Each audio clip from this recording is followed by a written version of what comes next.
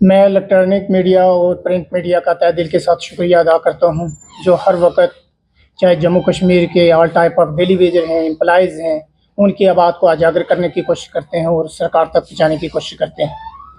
जहाँ तक आज की जो प्रेस कॉन्फ्रेंस का मेन मुद्दा और मकसद ये है, रेगुलाइजेशन ऑफ डेली वेजर्स। जो डेली वेजर पिछले 30 सालों से अपनी ड्यूटी सर अंजाम दे रहा है, लेकिन अभी तक जहां जितनी सरकारें आईं उन्होंने भी अनदेखी की, कोई पॉलिसी नहीं बनी। और उसके बाद 2019 के बाद ये स्टेट थी, उसके बाद इसको जब यूटी में तब्दील किया गया, उसके बाद भी बड़े बड़े सब्ज़ बाग दिखाए गए, लेकिन कोई ठोस पॉलिसी नहीं बनी।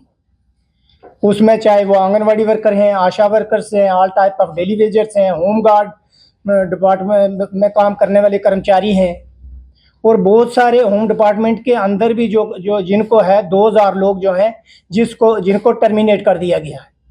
तो मैं ये कहना चाहता हूँ, अगर सरकार लगा नहीं रही, अगर उनकी रोज़ी लगी है तो फिर उनको निकालने की क्या वजह है। तो मैं ये कहना चाहता हूँ कि इसके लिए कोई ठोस पॉलिसी बनानी चाहिए।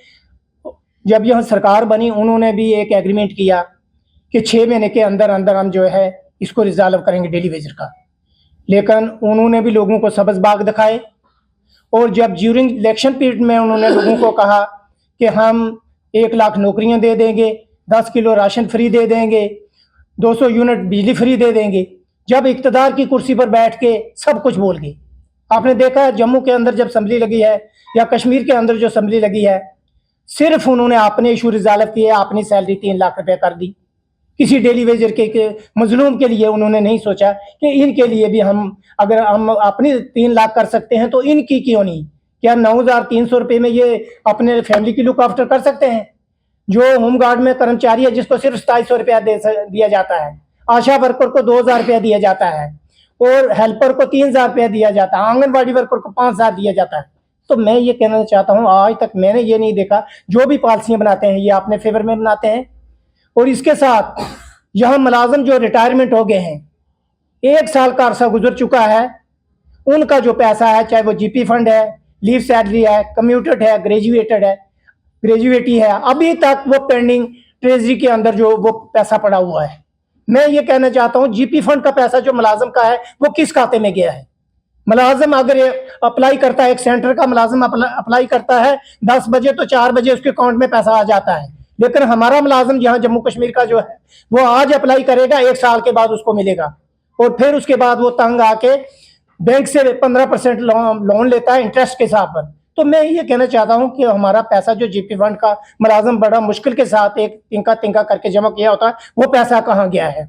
मेडिकल लॉसेस की बात करें, लद्दाख वालों ने जो है 1/4/2020 से जो है वो मेडिकल लॉसेस दे दिया है, लेकिन यहाँ अभी तक इन्होंने मेडिकल लॉसेस सिर्फ 300 रुपया दिया जाता है।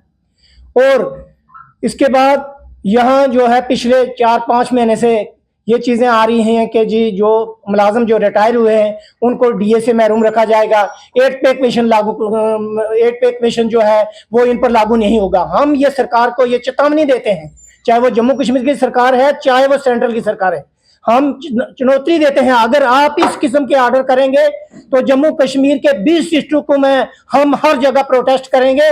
और सेंटर को भी हम वार्न करना चाहते हैं कि इस किस्म की जो पॉलिसियां हैं वो मत बनाओ, एंटी एम्प्लॉयज और एंटी वर्कर पॉलिसियां मत बनाओ। तो ये जितने मुद्दे भी हैं मुलाजम के, ये जेन्युइन एंड जस्टिफाई मुद्दे हैं। इसके बाद SRO 43 के तहत बहुत सारे केस जो हैं वो जो है पड़े हुए हैं। हालांकि चीफ सेक्रेटरी साहब को हम मिले भी हैं, कुछ जो है वो केस उन्होंने अपॉइंटमेंट ऑर्डर SRO 43 के तहत निकाले हैं। अभी भी कोई 2000 केस जो है वो GAD के अंदर पड़ा हुआ है। हम कहते हैं उनकी फैमिली का जो बंदा चला जाता है तो उसके लिए भी जो है उसको SRO 43 के तहत अपॉइंटमेंट की जाए।